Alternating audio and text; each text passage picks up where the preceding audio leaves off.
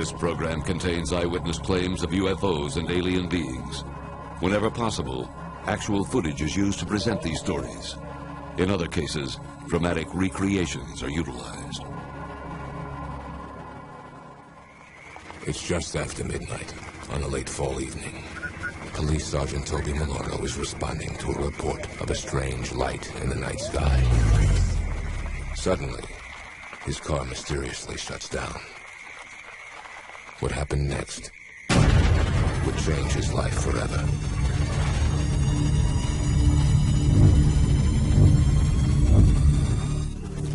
Are spacecraft from another world secretly visiting the Earth? Are thousands being kidnapped by an alien species and subjected to horrifying experiments? Outrageous claims? Or could they possibly be true? Good evening, I'm Robert Davi. Tonight we'll search for confirmation, the hard evidence of an extraterrestrial visitation. We'll seek the answer to the question, are aliens among us? Tonight, startling footage of a UFO. But is it for real? There has to be something incredible.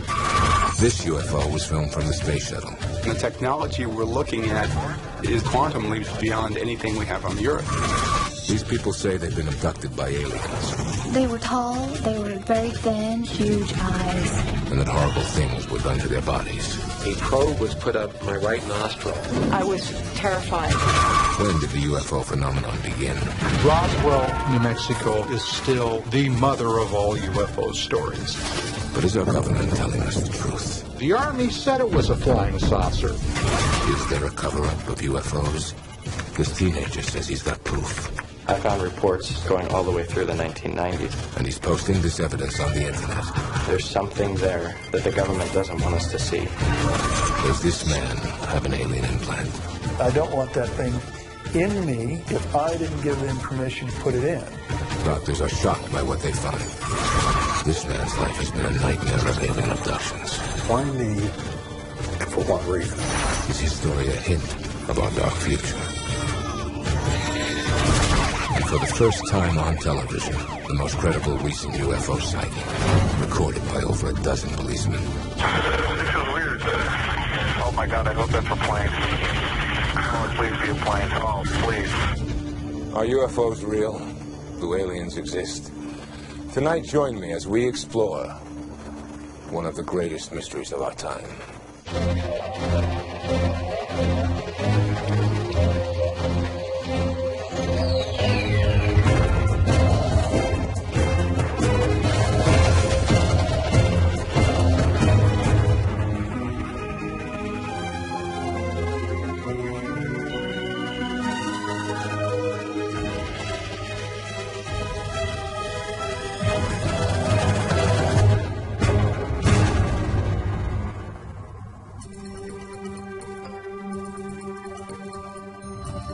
UFOs, unidentified flying objects.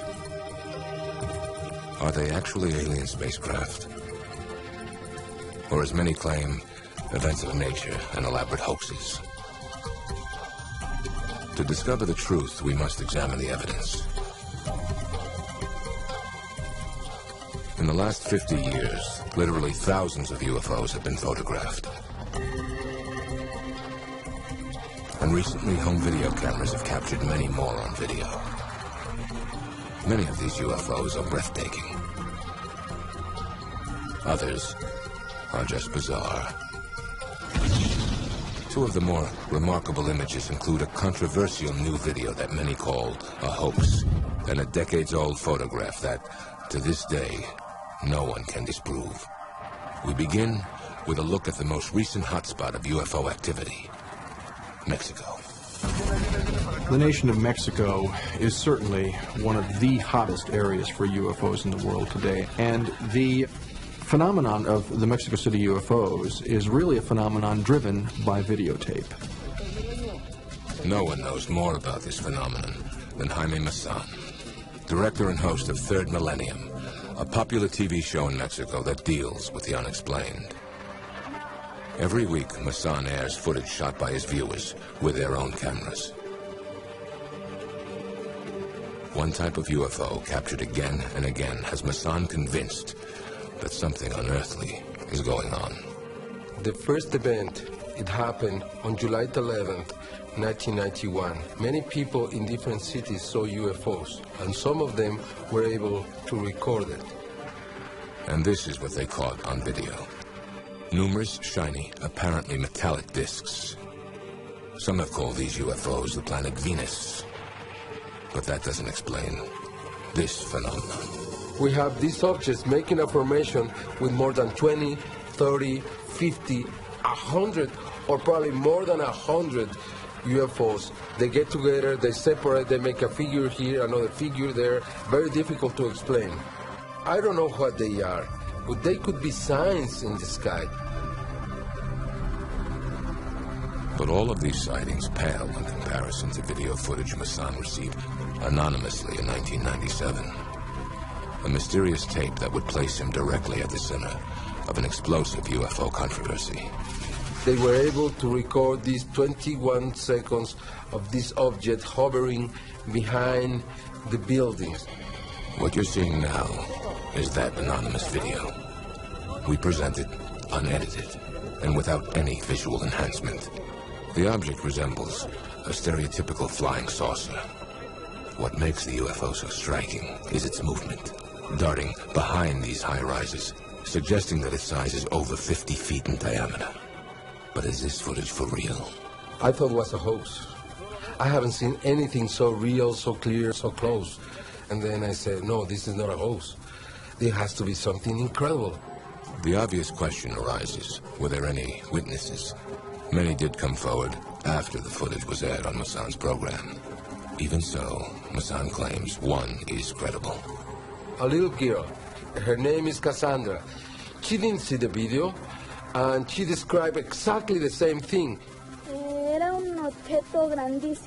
It was a huge object going around and around. I never seen anything like this before. It was gray and metallic. I felt very tense. Yesterday we presented a video on television. Did you see it? No. There is a group of more than 100 people who don't want to come into camera in front of the public, but they say, we saw it. If this is a hoax, it's a masterpiece. It is potentially very strong evidence of something very curious. And one has to ask, could this possibly be real?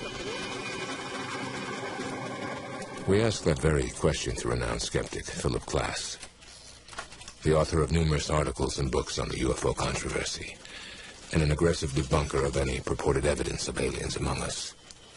Klass is not afraid to confront anyone on the subject, even Jaime Maussan.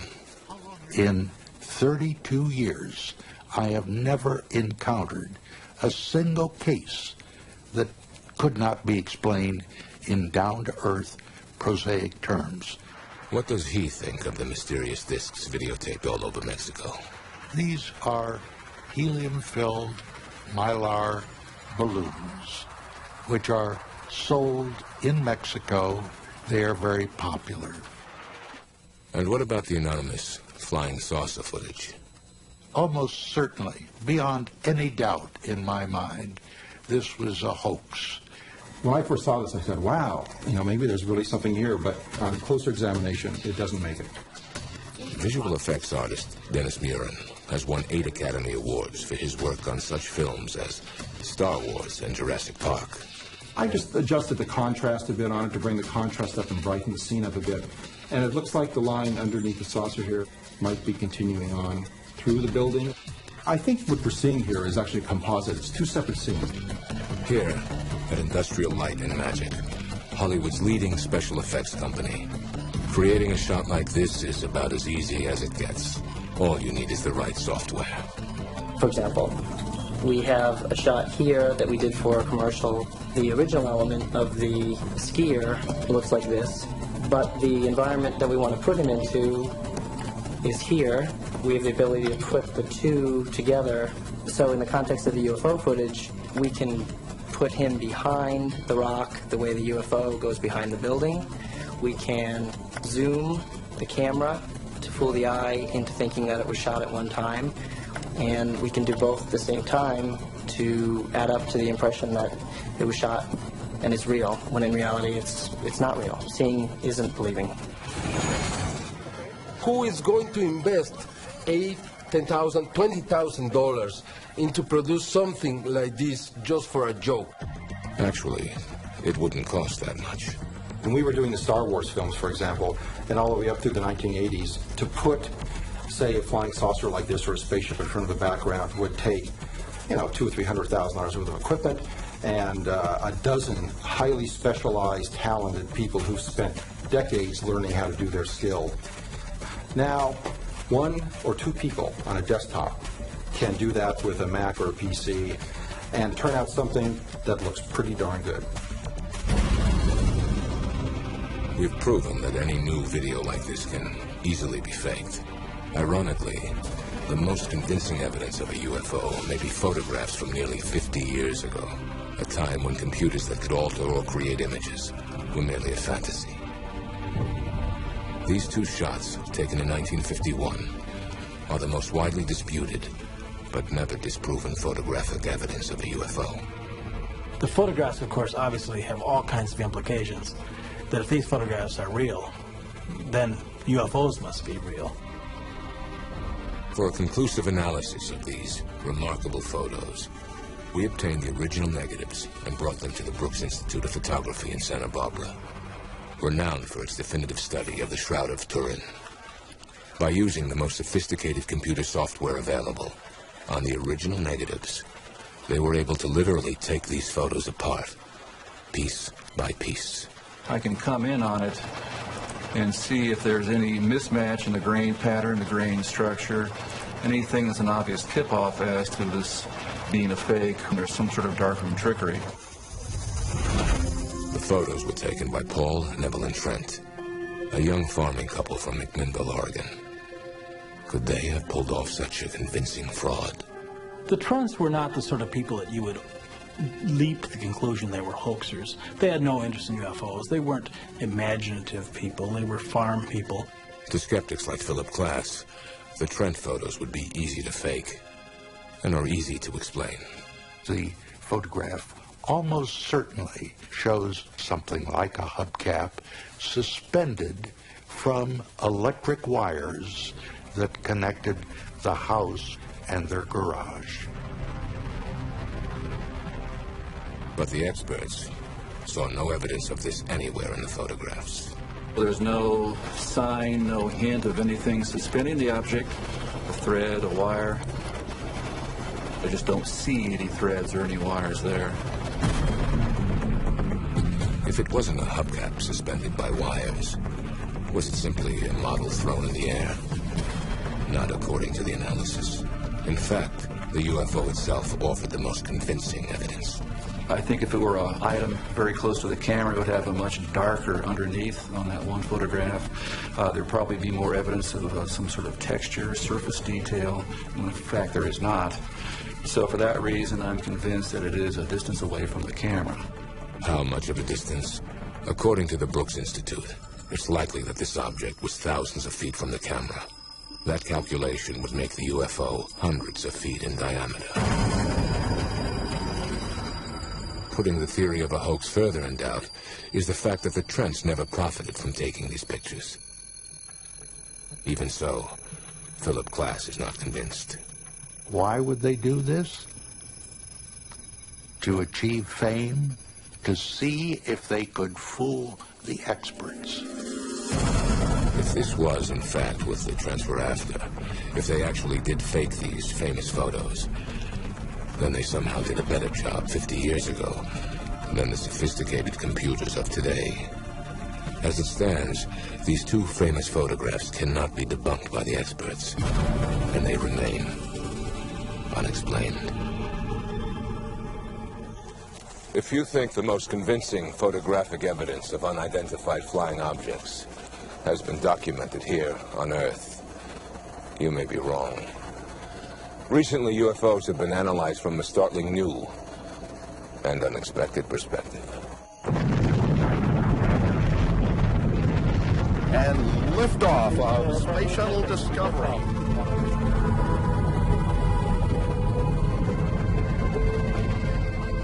Space. Where better to look for alien craft visiting our planet? In September of 1991, the Space Shuttle Discovery captured an unidentified object on film.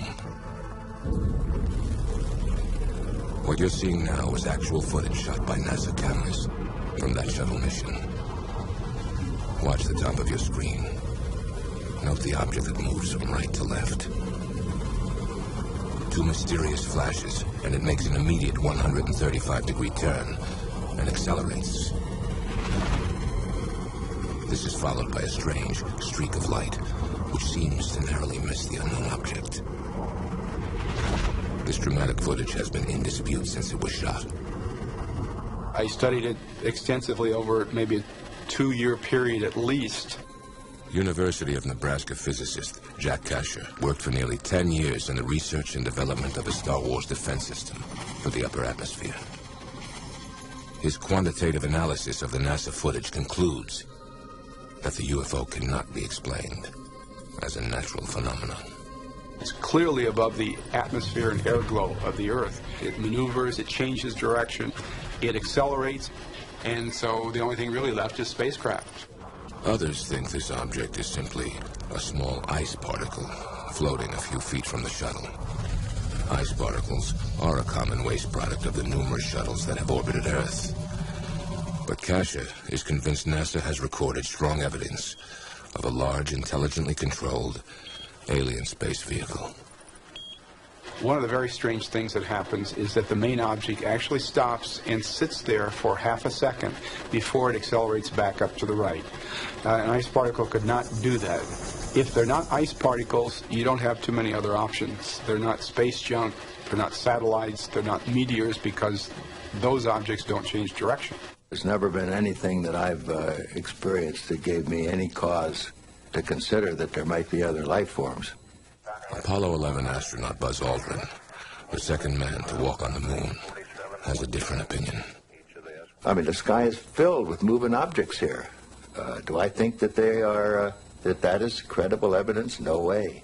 You got to have much more confirming evidence. That doesn't impress me very much. Not every former astronaut is as skeptical. Well, it is true that there's all sorts of things floating in space, but I don't think it should be dismissed out of hand. We need to take a more careful look at this type of evidence than we might otherwise. Dr. Edgar Mitchell also walked on the moon during the Apollo 14 mission. I'm quite open to looking at evidence and looking at data that purports to speak of an extraterrestrial presence or some sort of space activity we're not familiar with, and analyze it critically. Perhaps we have been visited. To me, I don't see anything in the video that reflects anything about UFO. Research scientist Skeet Vaughn studies the upper atmosphere for NASA. He believes the unknown objects are common space debris or waste products, most likely from the shuttle itself. And he has a theory to explain their movement. If you look at the video very carefully, you'll notice there's a flash of light. And that flash of light is probably the thruster engine on one of the shuttles. When you have a thrust effect, the thrusting of the gases move out, and that hits the object and makes the object move also. If you're a skeptic, it's easy to brush off. But if you're open-minded and you see this, there's something weird about it. Dr. Mark Carlotto has 20 years of experience conducting digital image processing for scientific research. These were not videos taken by someone in their backyard. These were taken aboard a U.S. spacecraft, so the integrity of the data cannot be questioned. NASA's explanation is that what we're looking at here are ice particles floating around the shuttle, but when you look at it more carefully, it doesn't make sense. If it was a thruster firing, when the thruster firing occurs, the orientation of the spacecraft should change, very slightly. But we don't see any change in the apparent motion of the stars, so that indicates the attitude of the shuttle has not changed from the thruster firing. Dr. Kasher believes the UFO was miles from the shuttle, well out of range from the thruster firing, and that it was moving at an incredible speed. If the object is as close as 10 miles, it went from 0 to 2,500 miles an hour in 1 second. And that's an acceleration of more than 100 Gs, which would kill a human pilot. And the technology we're looking at is just quantum leaps beyond anything we have on the Earth.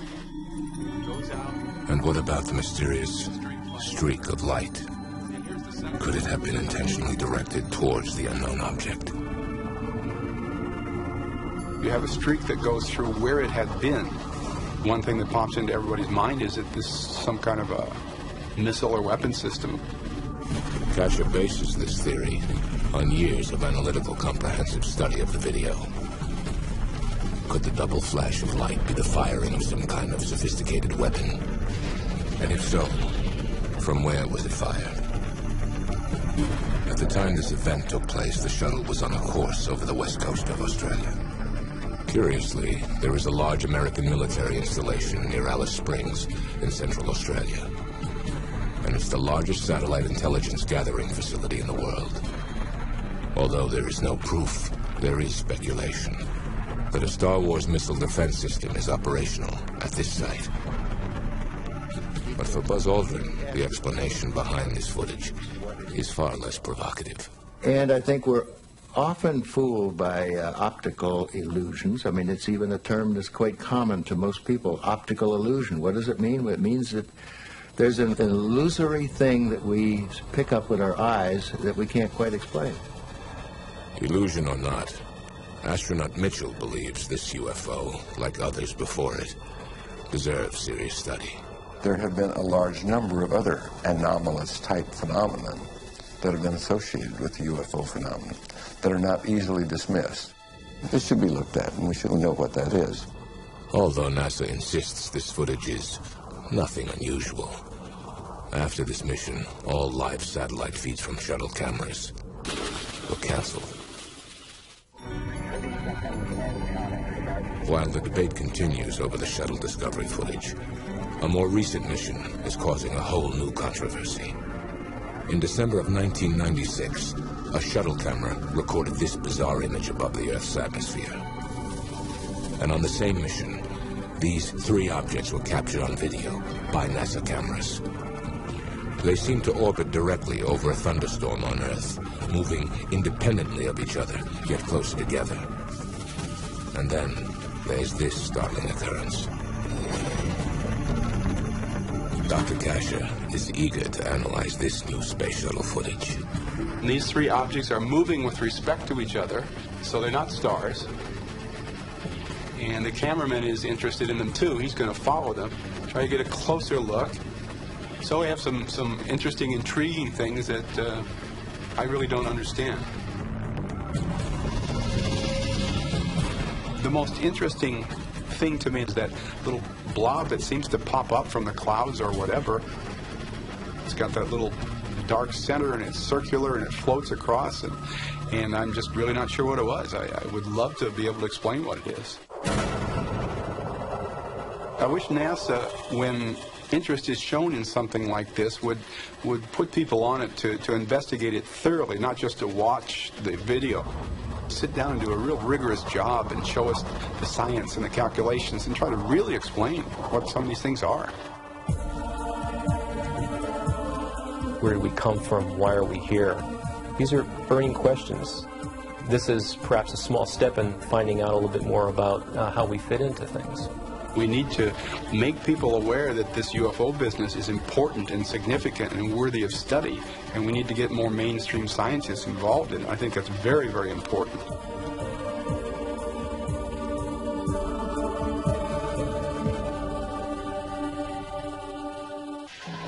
This program contains eyewitness claims of UFOs and alien beings. Whenever possible, actual footage is used to present these stories. In other cases, dramatic recreations are utilized. Some say evidence of aliens here on Earth can be found as far back as ancient Egypt. The modern UFO age, however, began with two events in 1947. The first involved a man who made flying saucers famous. The second, a town that made them legend.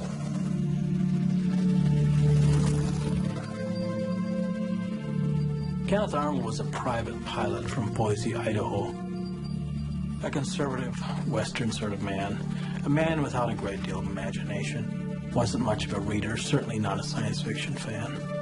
On June 24th, 1947, just before 3 p.m., Arnold was flying a small plane to Yakima, Washington. Arnold sees 9 disc-shaped objects traveling over the Cascade Mountains, flying in formation. Arnold was able, because he knew the area, to compute that they were traveling at least 1,200 miles an hour or faster. Now, there was nothing known anywhere on the globe in 1947 that could match that speed. They looked something like a pie plate that was cut in half with a sort of a convex triangle in the rear, kind of weaving and going at a terrific speed. I thought, well, maybe something's wrong with my eyes. He described the movement of the objects as like that of saucers skipping across water. From this point on, the phrase flying saucer would forever be attached to strange, unknown objects in the sky. But Arnold's sighting was only the beginning. Within days, additional independent accounts came pouring in from around the globe. I think you can probably point to individual reports that are purely imaginary, but there were a whole lot of sightings in 1947 and all through the 1940s, 1950s.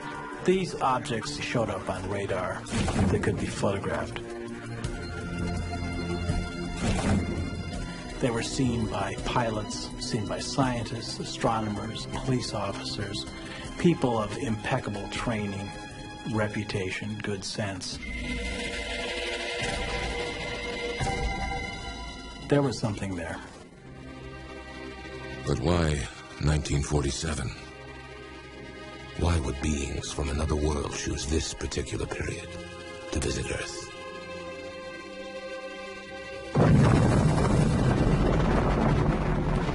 One favorite theory was that extraterrestrials had observed nuclear explosions going on the Earth's surface and realized that we had come to some level of technological development where they had to pay attention to us, because it would not be very long after this that we ourselves would be going out into space, which of course is what has happened. Still, the numerous sightings of 1947 might have been forgotten had it not been for what happened in a deceptively quiet corner of the American Southwest.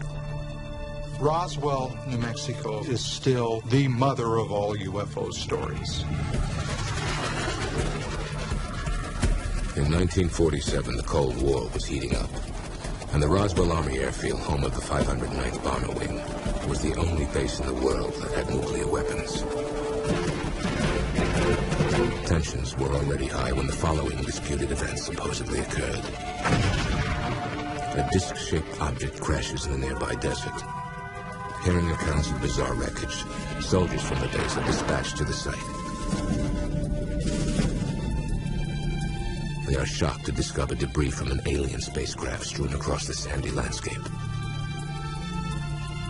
It is quickly gathered up and stored in hangars on the base. Among the wreckage, eyewitnesses report seeing a number of alien bodies. Pilots from the mysterious craft.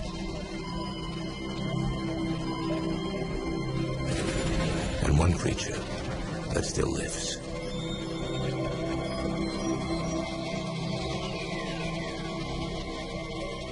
From this point on, the details of the Roswell story and the explanations given by the military get murky. The United States Air Force has told 4 separate and distinct stories about the Roswell incident. The first story, a press release, said that the Air Force had captured a UFO. The next story came literally the next day. Oops, not a UFO, a weather balloon.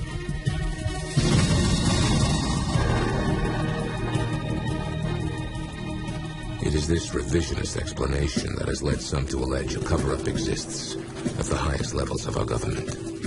A vast conspiracy to keep the truth of Roswell and UFOs in general from the public. Something like this is going to be swept under the rug. Something like this, there will be disinformation put out about. Something like this will be lied about to the American people. Let's not forget, the Army said it was a flying saucer.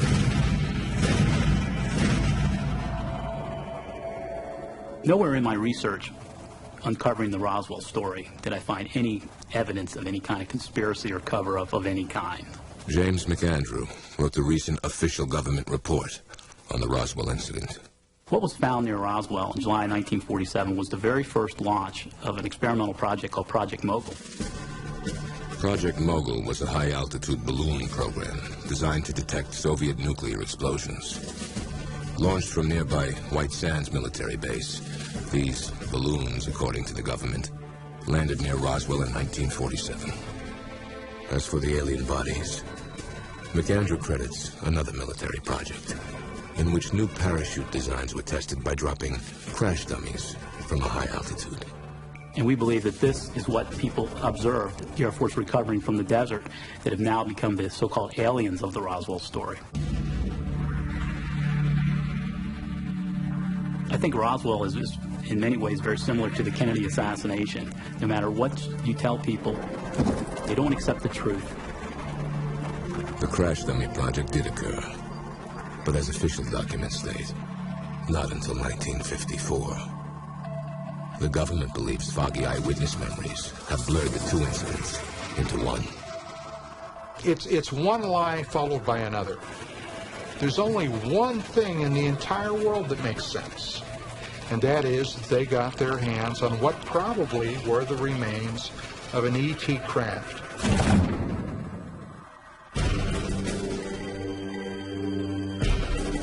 Although what actually happened at Roswell is in question, the subsequent effort of the United States government to study UFOs is not. Between the summer of 1947 and the end of 1952, the Air Force had collected some 3,200 UFO reports. And it concluded that approximately a quarter of them remained unexplained after investigation. They were classified as unknowns.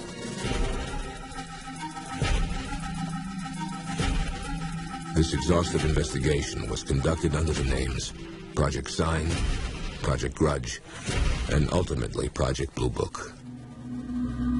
In 1952, Blue Book would face its greatest challenge when a dramatic UFO incident rocked the nation's capital.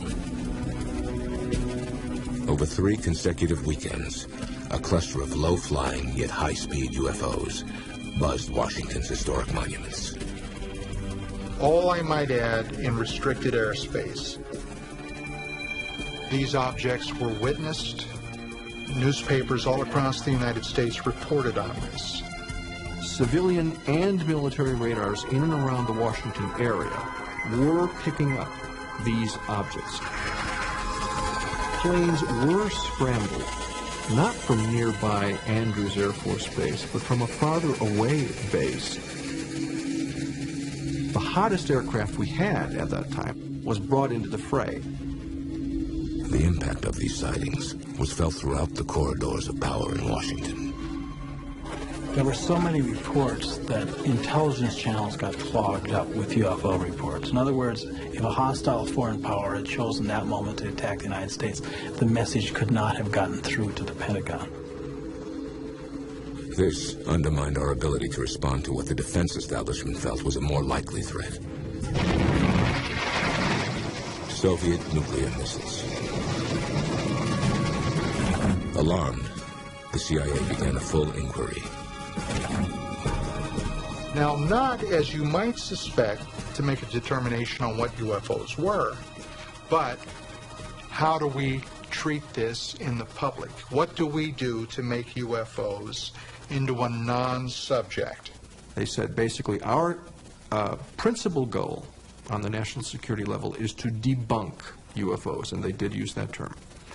And so it became policy to debunk UFOs. Project Blue Book was told to adopt this new skeptical agenda, in spite of any evidence to the contrary. Project Blue Book's mandate was to reduce the number of unknowns to a minimum, even if their explanations were ridiculous. We've been able to explain them as hoaxes, as erroneously identified friendly aircraft, as meteorological or electronic phenomena, or as light aberrations. In 1969, the debunking operation largely successful, Project Blue Book was officially terminated. Blue Book was stumped, absolutely stumped, on more than 700 cases. So even Blue Book, charged with getting rid of UFOs at any cost, couldn't get rid of all of them. What is the real truth about UFOs? What the Air Force was trying to slip past the public tells me that they have something just as sure as God made little green apples that they're still hiding.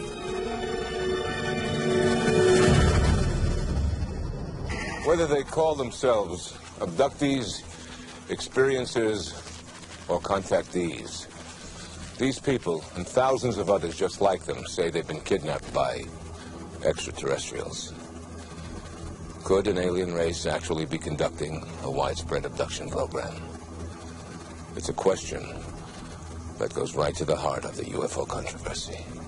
The impact of these experiences on the people that have them is enormous. UFO. Harvard professor of psychiatry, Dr. John Mack, is a Pulitzer Prize-winning author who has researched the abduction phenomenon. His book, detailing his exhaustive study, is considered a landmark work on the subject. The abduction experience changes them at every level. It changes their relationships within their families, their sense of who they are, their sense of the world that they live in. This is an enormously powerful part of their life experience. The most important aspect of these experiences that made me believe that they were events rather than something else was the fact that the stories were so similar.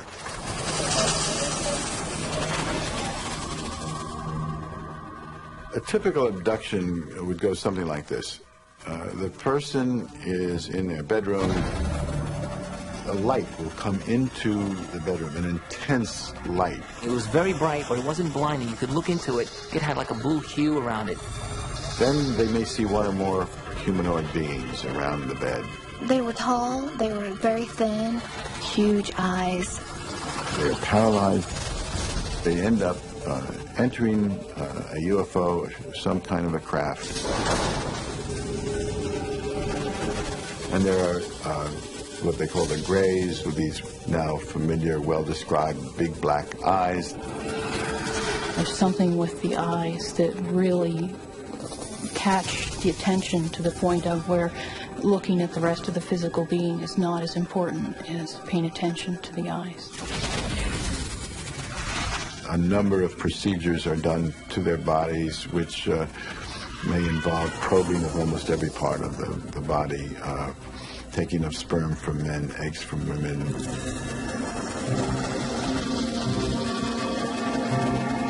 It was very powerful and very intense, and felt very I felt very violated.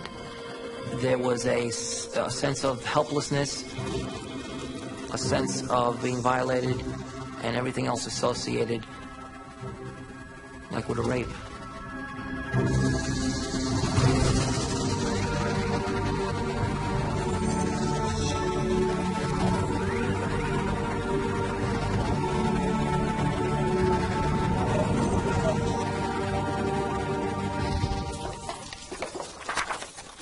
But are these stories true? Or are they just well-told, imaginative lies?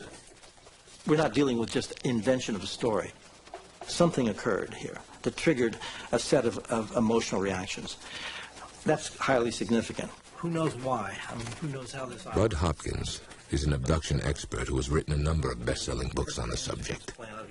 We really don't know. He conducts group therapy sessions with those who claim they're victims of these bizarre incidents. Maybe I'm a little bit... In these meetings, abductees can share their stories without fear of ridicule. I was put through a series of tests, and I thought I was going crazy. Even though what they're saying might sound crazy, they don't have the kind of behavior that crazy people have. When we do psychological testing, we find that these people are essentially psychologically normal. But a common thread in these abduction stories raises doubt. Most abductees have little conscious memory of their time spent with the aliens. They do an incredibly good job of blocking your memory from recalling almost anything. And this is the most difficult obstacle to overcome. It's this aspect of the abduction experience that Hopkins has termed missing time. And he explores it through hypnosis. I'm going to count to 3. Over his 30 years of studying UFOs, Hopkins has hypnotically regressed hundreds of abductees. He's convinced the truth can be found in the subconscious mind. I want to scream for my mom. But I can't. Why? Because it hurts to move. There's just all around me, and I can't move anywhere. There's no space to run. I've worked with abductees from South Africa and Saudi Arabia and Israel. Just standing there in the middle of the room, is that it? I have no alternative than what the evidence suggests to me in an absolute way. It's going on. It's happening. It's real. The abduction phenomenon is absolutely everybody. It's the good, the bad, the ugly. It goes across all racial divides and gender, of course, and cultural level. It's absolutely everybody. It appears to be completely random. A CNN time poll has found that half of all Americans believe there are people who have experienced an alien abduction. An Europa poll has discovered that 0.3% of their sample question believe they might have been abducted by aliens. This percentage may seem small, but it could translate to over 800,000 people. Many of those studied by Bud Hopkins have one thing in common. In terms of their personalities, many of them are suffering from what we might diagnose as post-traumatic stress disorder. I mean, when you get up in the morning and you have had one of these experiences, it's not like you just get up and want to make toast, you know? I mean, it's hard. It's hard. Something happened to these people. There's no doubt about that in many, many, many cases. But not everyone agrees. What's the first thing that you sensed is different? Among research psychologists, Hopkins' beliefs and methods are seriously questioned. It's the nature of hypnosis to put thoughts in someone's head that weren't there before. I'm not allowed to hide. Who doesn't know any time? You put your faith in that person because you're lost and you're scared and you don't know what to do. Why can't anyone help me? That person puts you into an altered state of consciousness, and together you sort of do a little dance that convinces both of you that, yes, you've had this experience. You are an abductee. There is a type of person who is highly imaginative, who is easily hypnotized. They're normal. They're sane. They're not psychotic. But hypnosis is the yellow brick road to fantasy land. The big false issue that has always been dragged into this argument is the issue of hypnosis. Maybe a third of the abduction accounts we get come without any hypnotic regression whatsoever. They're remembered the way one remembers an automobile accident or a mugging. I remember going inside this whatever it was and being examined somehow. Another explanation offered by skeptics is that abductees are actually experiencing what's called a waking dream. The waking dream occurs when you're going to sleep or just waking up. Your eyes are open, but you tend to see dreamlike images. And you may feel paralyzed if you're just waking up because your body is still asleep. And it may be very vivid, very colorful. And the person is probably actually going in and out of a dream state. And yet it seems very real. It seems as though I'm awake. In spite of the criticism, Hopkins believes the sheer number of reported abductions is impossible to ignore. There are many theories trying to attack it, but the theories don't hold water. Thousands of people are claiming that this is happening. There's a massive evidence supporting that. Now, for me, the evidence constitutes proof that this is going on. Well, I don't know that I really want to believe it's true.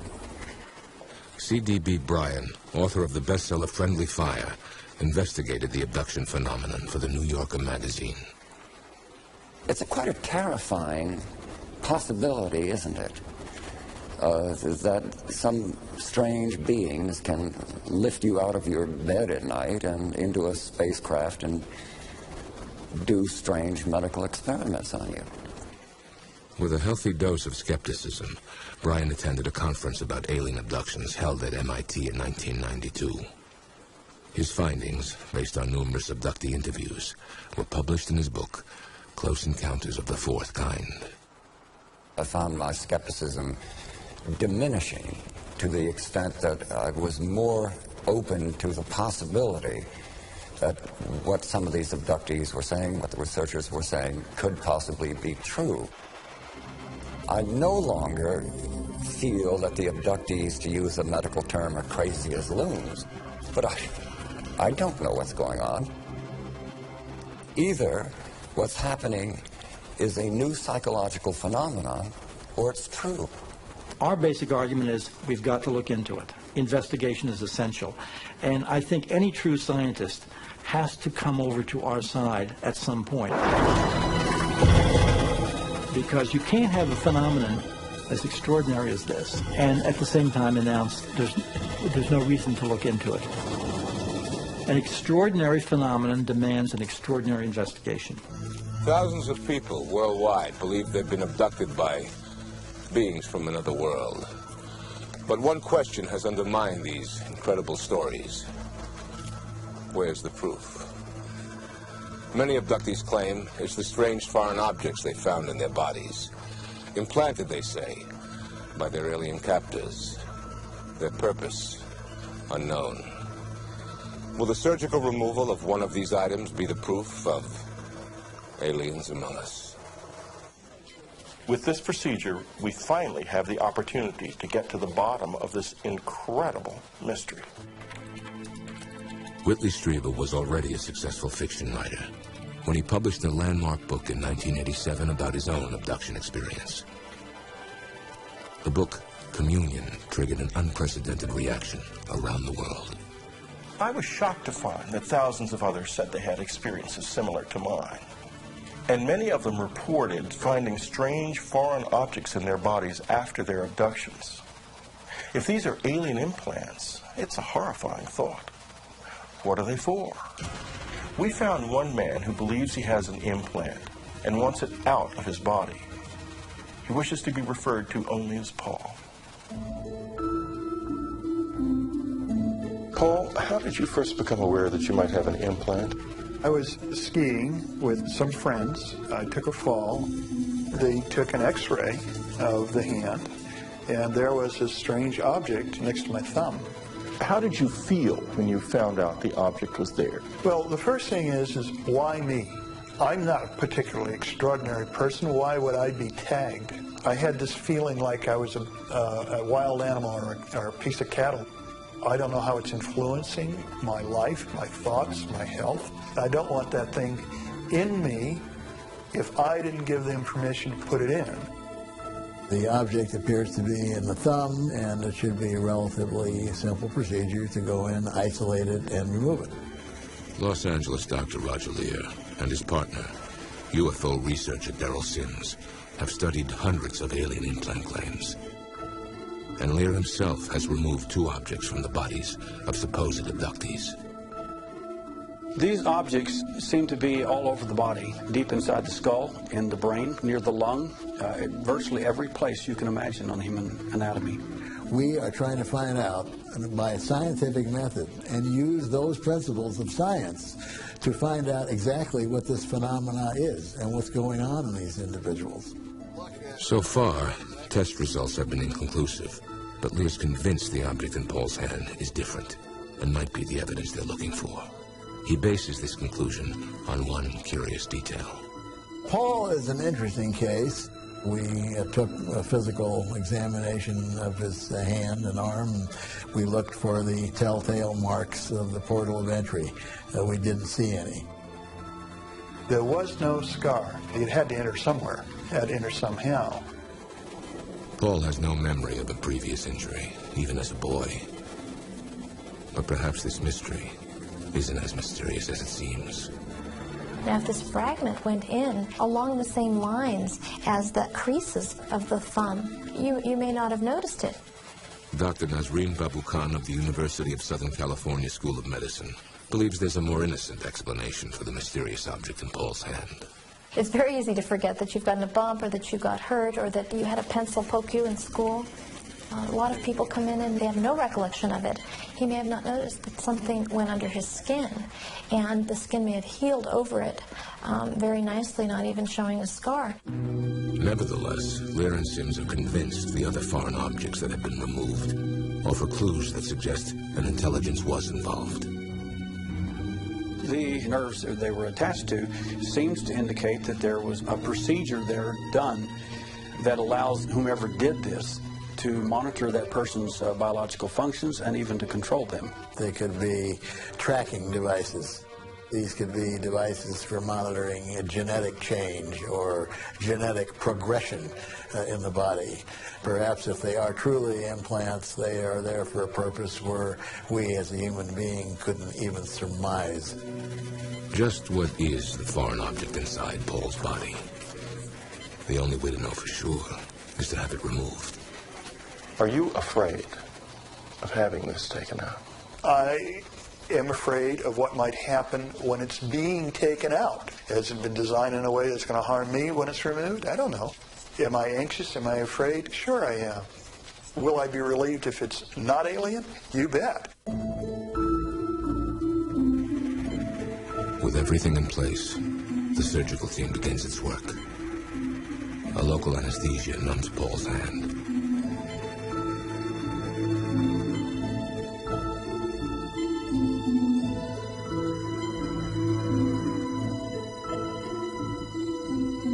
The surgeon makes an incision, and it's time to remove the foreign object.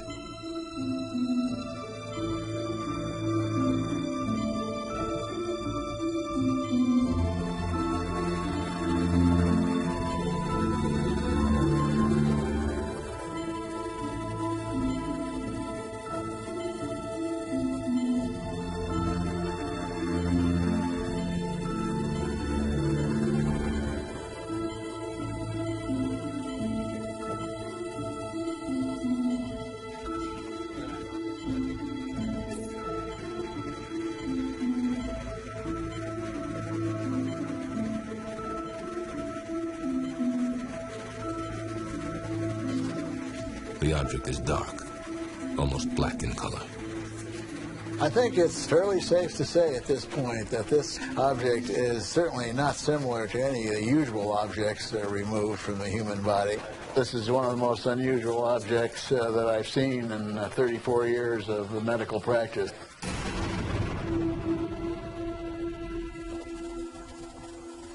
The first step in analyzing the object was to study its surface. To do that, it was examined through a scanning electron microscope. This allowed for it to be magnified up to 500 times its actual size. The object appeared to be predominantly iron, perhaps a small fragment of a steel knife or tool. But in order to reach a more definitive conclusion, the unknown object had to be analyzed under its surface, on the inside. For that process, it was brought to the University of Texas in San Antonio. It looks like it might be an iron oxide. If we can crush it and get it to very small size, we'll be able to really get to the internal structure more readily. The object resisted crushing, but an outside layer did flake off. This was put under X-ray diffraction, and the results of this test were curious. They couldn't match it to any of the 65,000 known substances in their computer file. It's not in our file. I'm not sure what to think about that at the present time. That's as many known substances that we have on the planet as possible. According to the lab's official report, if the material analyzed is indeed iron, it lacks any internal ordered arrangement of atoms or ions. Whatever substances make up this unknown sample, it's a mystery this test couldn't solve. The combination of these elements could be put together by nature. They could have been put together by man, or they could be put together with a different type of physics that we have little knowledge of. This is an extraordinary discovery. Why can't it be identified? It just confirms for me that this abduction phenomenon and now implant phenomenon must be taken seriously and studied. Of course, other tests may offer a more conclusive analysis of what this unknown object may be. Until then, Paul must deal with the unexpected emotions he's felt since the object was removed. I had this experience of emptiness, sort of like a feeling like maybe a pet had died. I'm not sure how to explain it other than this sense of something missing.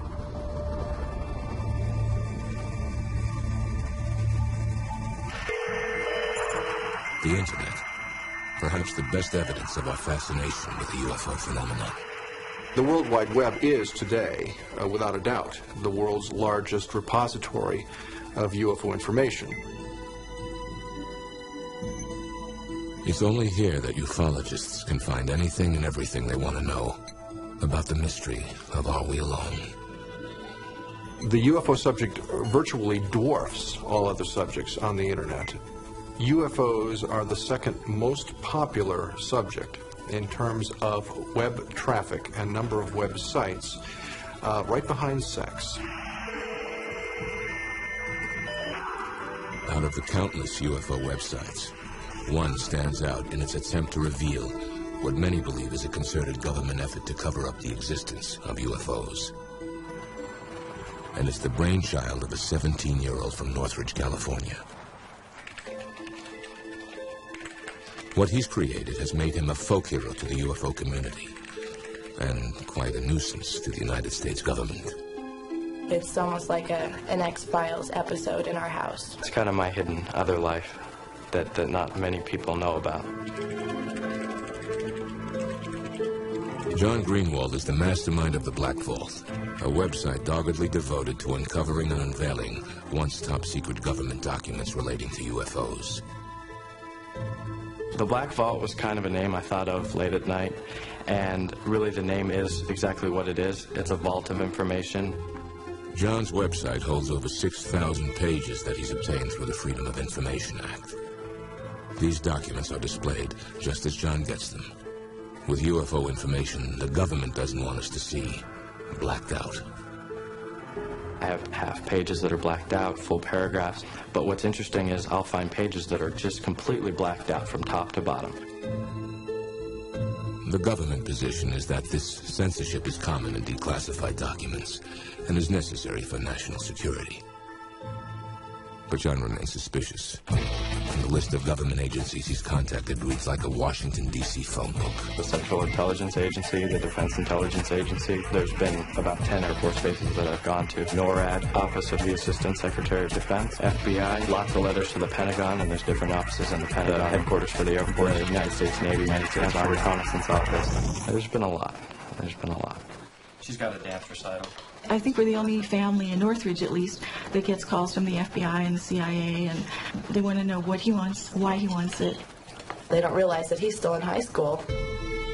I think they probably do get annoyed with my letters. I don't get pushy. I try and be as polite as possible in the letter. But it's tough when they tell you that there's no records on something and you feel that there is. John's internet detective work has led to dramatic discoveries that have impressed UFO conspiracy theorists around the world. The government investigated UFOs with Project Blue Book, which ended in 1969. And since then, they've stated that there's been no evidence to go into UFO sightings. But what I found with my Freedom of Information Act requests and my letters to different agencies, I found reports not ending with 1969, but going all the way through the 1990s. And the ones in the 1990s are more heavily blacked out than most of the stuff earlier in time. One of John's many targets is Ohio's Wright-Patterson Air Force Base, the mythical home of captured alien bodies and spacecraft. So I sent one of my requests to Wright-Patterson Air Force Base for all UFO documentation, and they sent me a letter back stating that there were no records at their office. But 4 or 5 months later, I discovered that they had almost 1,000 pages at Wright-Patterson. There's something there that the government doesn't want us to see. John's website receives over 33,000 visits and 4,500 emails every month. It's this popularity that convinces him he's onto something big.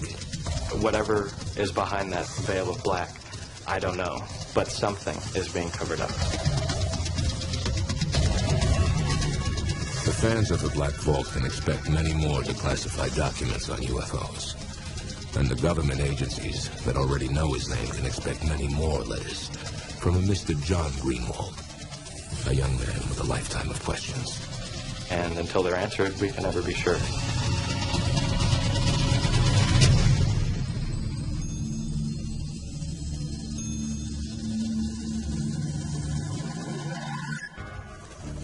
We've seen some fascinating UFO footage, heard incredible accounts of alien abductions, and even witnessed the surgical removal of what some claim is an alien implant.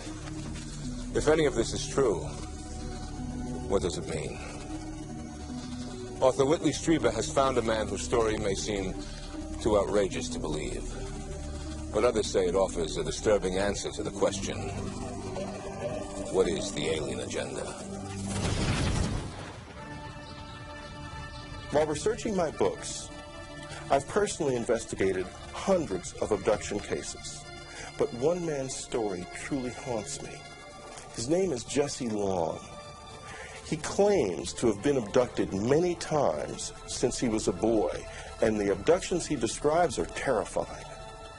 If what Jesse tells me is true, then there is a very surprising future in store for all of us. Jesse, when do you first recall being abducted? My first abduction occurred in 1957 when I was 5 years old in Rogersville, Tennessee, a very small town in Upper East Tennessee. My brother John was with me at the time.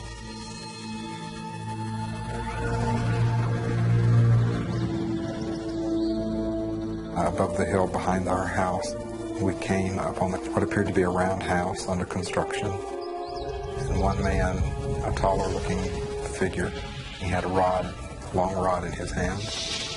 A light was emitted from it, and we were paralyzed.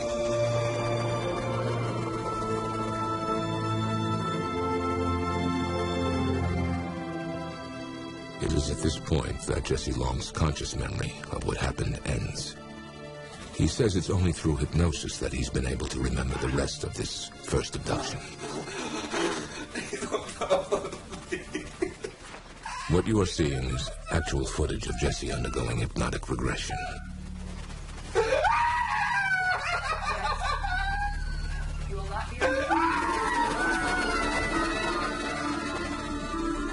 I remember being taken into the craft, taken into one room.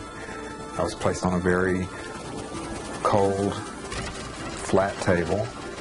My brother was separated and he was taken into another room.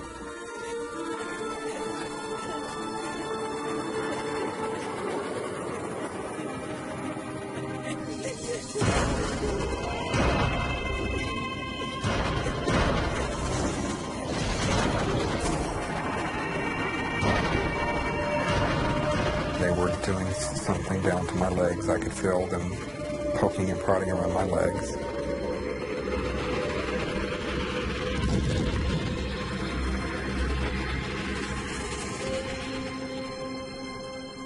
According to Jesse, his abductors inserted a small item, an alien implant, into his left shin. And it was in my body for 34 years. Could you feel it inside you? What did it feel like? It was always painful. I always had to wear my socks below the incision point because it was painful. In 1991, Jesse had the foreign object removed from his leg. Here it is. This is actual footage of that procedure. It's good to have been flown. This is the object that was in my leg. And unfortunately, during the initial test that was done on it, it was broken into two pieces. But that allowed us to look at the inside. Some have dismissed the object as simply a shard of glass. But when it was analyzed at Southwest Research Institute, a materials analysis facility in Texas, the conclusions suggested a greater mystery. According to the lab's report, the object revealed a very remarkable composition and exhibited unique surface characteristics that cannot be explained, and that the questions outnumber the answers. When the object was removed, I was convinced that whatever this object was had something to do with all of my abductions. Jesse Long believes he has experienced a number of abductions since that first incident in 1957. And they became more and more horrific as he grew into an adult. Most of my abductions occurred very similarly. When they brought me into the craft, they would take me down a long hallway. They would place me on a flat table. Of course, I was paralyzed, and had to be because I was kicking and screaming. I didn't want to be there.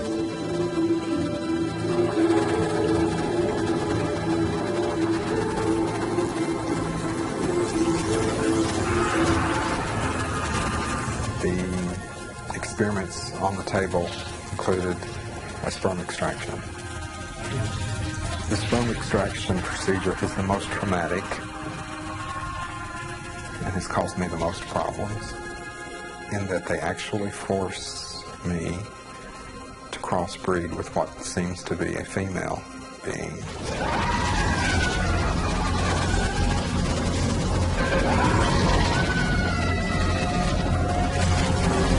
You're going to wake up. 1, 2...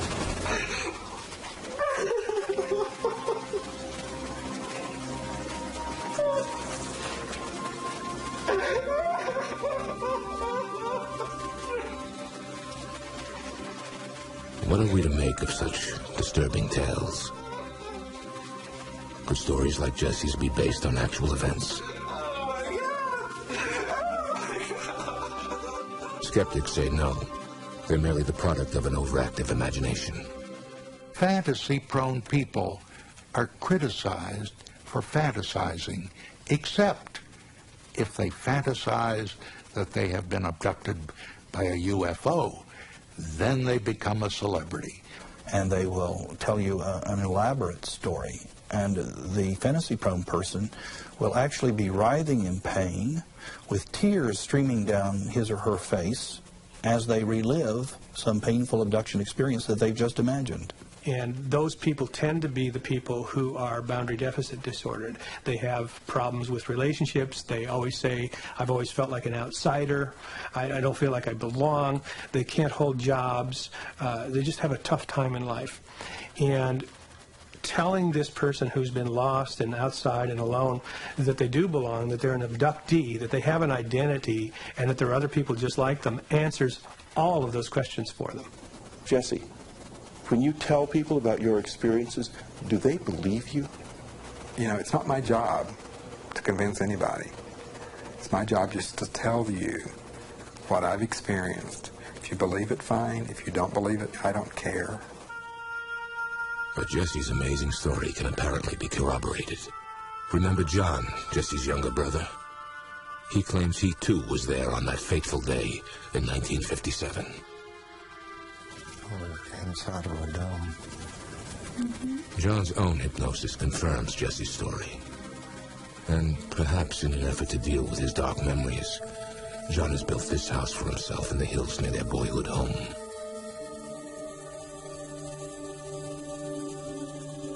This is evidence that can't be ignored. And the story just gets more and more disturbing. What Jesse says happened to him in 1990 may answer the question that hangs over every abduction account. Why is this being done?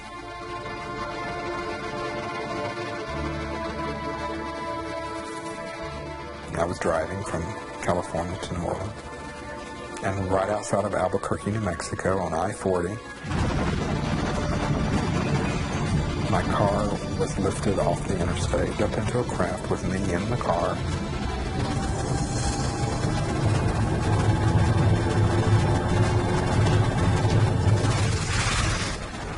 was taken aboard the craft, placed on a table. I was presented with a baby, was told, "This is your child."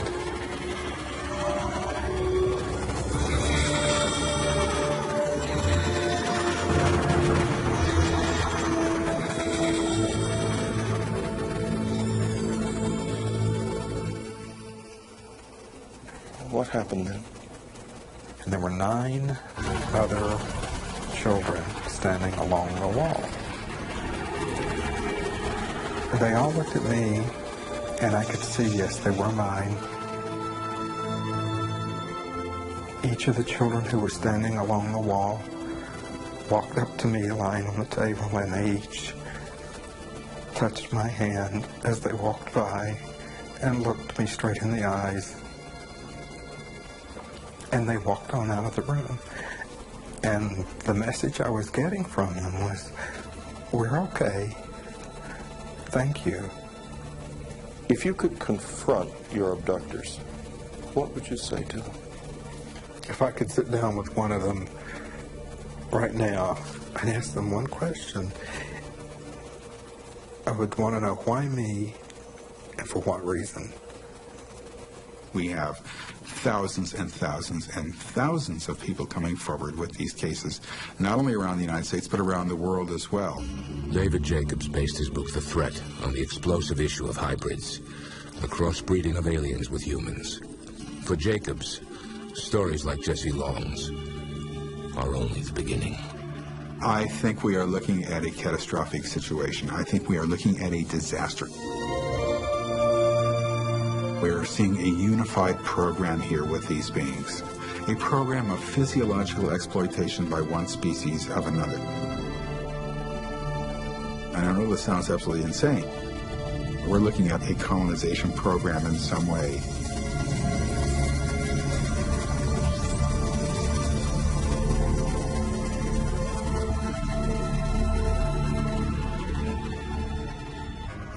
For many, there's no such thing as a credible UFO sighting. But what if the UFO is seen by policemen? That's exactly what happened in Ohio in 1994. For the first time on television, you will hear an actual police dispatch recording of a close encounter. The officers you will meet are real. The recording is real. And the drama of that night is undeniable. Trumbull County, Ohio, located just north of Youngstown, is a typically quiet Midwestern community. Here, big news doesn't happen very often. But all that changed on a late fall evening in 1994. Just after midnight, the normally calm 911 dispatch center began to get a flood of calls.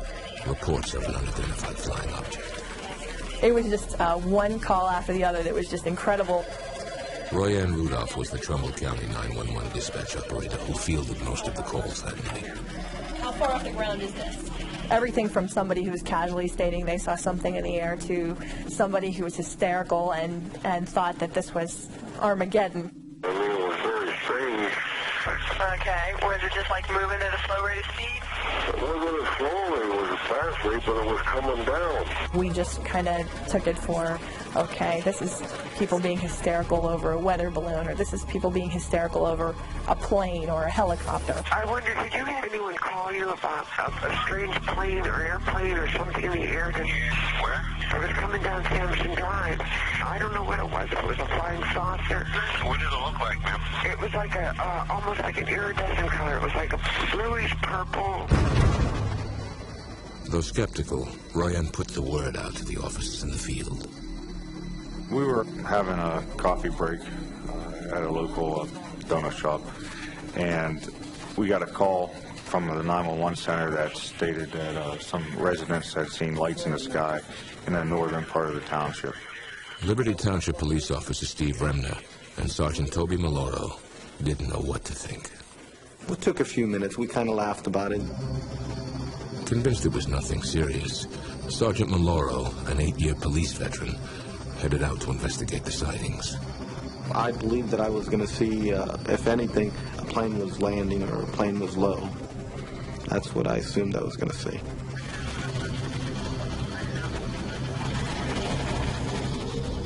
I thought Toby would come back with some kind of comfortable solution that we could offer these people who were upset.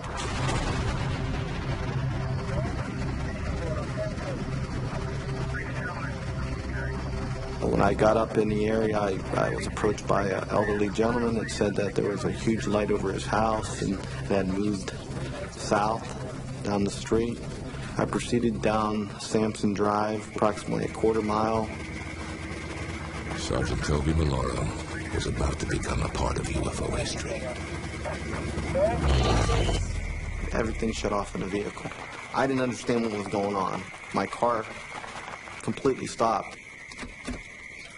And that's when the light hit the vehicle.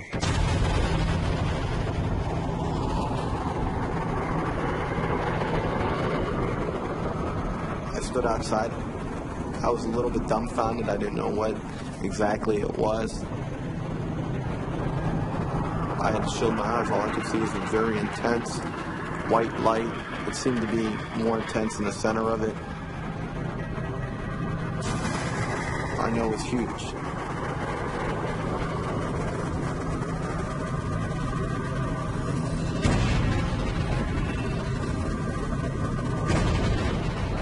I've never seen anything that's compared to this.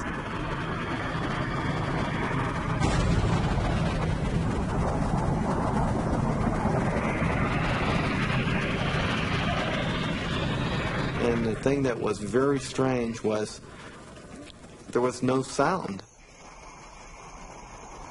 After 30 seconds, the object moved off, away from his patrol car.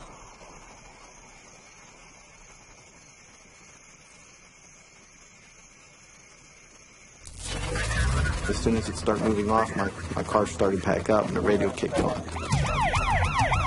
Maloro quickly began pursuit of the unknown flying object.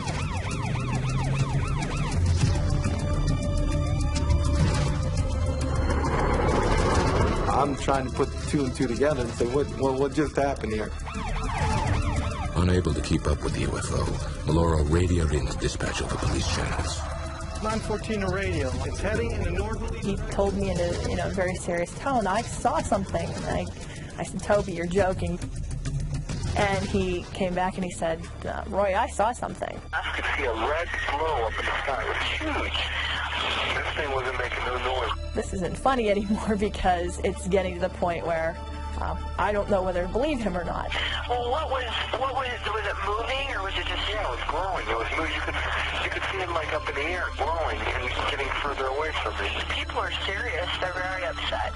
Whatever it was, lit up, I mean, literally, if you were underneath it, you could see it would be like daylight, those red lights. An object did come down at a low elevation over this area. UFO researcher Kenny Young broke the story of the Trumbull County incident. It was then observed by numerous other police officers from different agencies who were able to pursue the object coming from different locations. They were able to triangulate its position.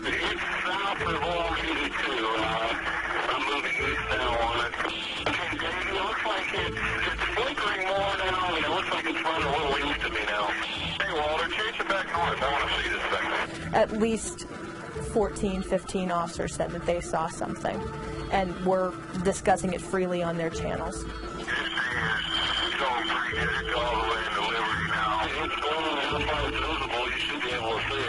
It changes colors from white to red to green. The sucker has not moved.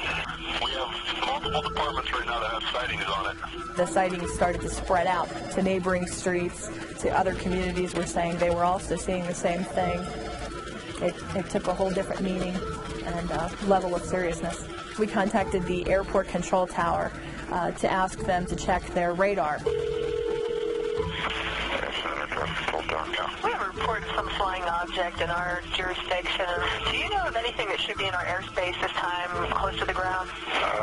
This is not a prank phone call, I swear. You can call me back to verify. Look at the radar scope, and I go 60 miles diameter of Youngstown, and there is nothing out there. That's when I got the chill that Okay, everybody can't be making up the big bright light story. According to all the people I've spoken with, the FAA tower operator in the tower should have been able to see the object from his vantage point. I don't see anything out there, nothing on the radar scope. Young requested the identity of the FAA tower operator through the Freedom of Information Act. But his request was denied. I would like to ask him, could you visually observe something from your vantage point, 60 foot up in the air in a tower? As the other officers got closer to the object, they radioed in with dramatic descriptions. They were able to discern a parachute-like appendage attached to the object.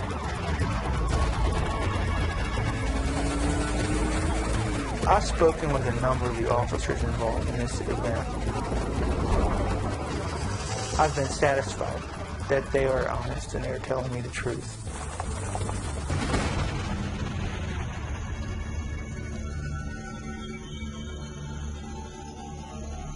One officer even said he saw a structured object while viewing it through binoculars.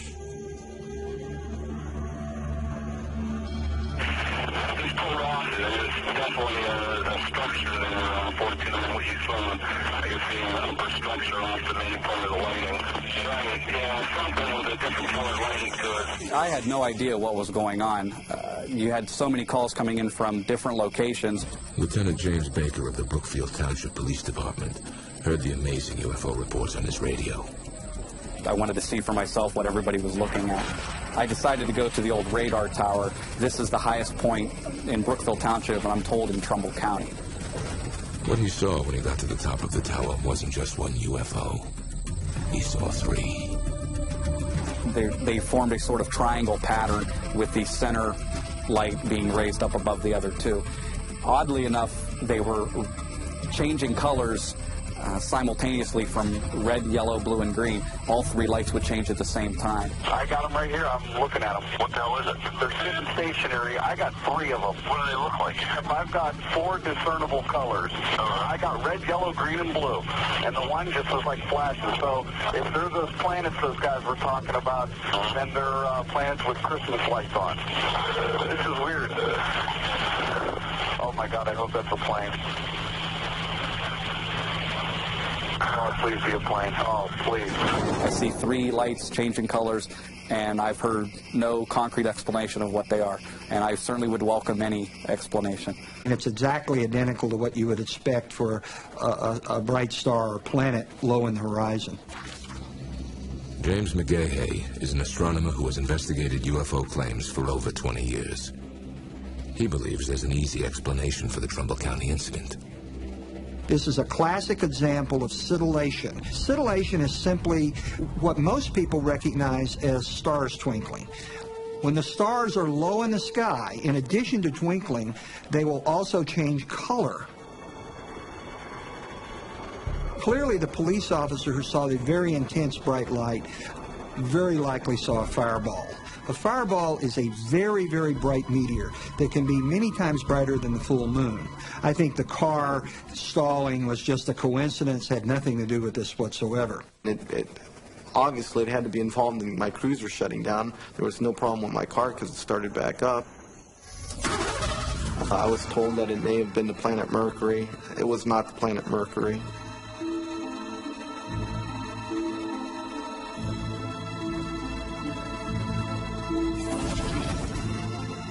Another possible theory is that the UFO was a top-secret experimental aircraft from nearby Youngstown Air Reserve Base.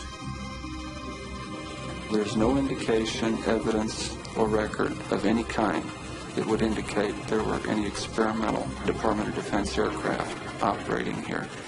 I can't, speak for other people who say they may or may not have seen something. What I can talk from with authority is what happened here at the base and what our involvement was, and there was apparently none. If it was a plane, it was some kind of new plane, because I've never heard a plane that doesn't make a sound. These policemen and the citizens who are looking at this are not trained observers to look at the night sky either from a standpoint of stars and planets or meteors or fireballs. And they simply made a mistake. They saw something spectacular, It looked spectacular. They equated it with something unknown, and the first thing that popped into their mind was the term UFO. And so, no, I don't question their sincerity. I just question the fact that they're reporting something and believing it to be something that it's not. I'm not saying what I saw was a spaceship from outer space, okay? What I'm saying is I saw an object that was not normal for this area. It gave off an intense light. It shut my cruiser off, including my radio. I lost contact with the 911 center, and it didn't make any noise. It's something that I've never seen before, I've never encountered before, and I haven't encountered it since. I do believe that they saw something. I don't believe that it was a star. There was something there. What I walked away from that night was a feeling that this was a lot bigger than just a couple people saying they saw a light in the sky. And it made us think maybe a small place like Trumbull County could have something big happen occasionally, too.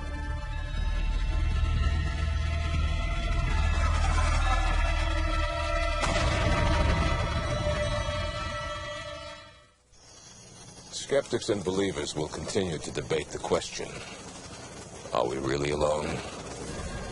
Now, we leave it up to you to decide. As for the future, people will continue to come forward with accounts of strange lights in the night sky, and we will continue to listen. I'm Robert Davi. Good night.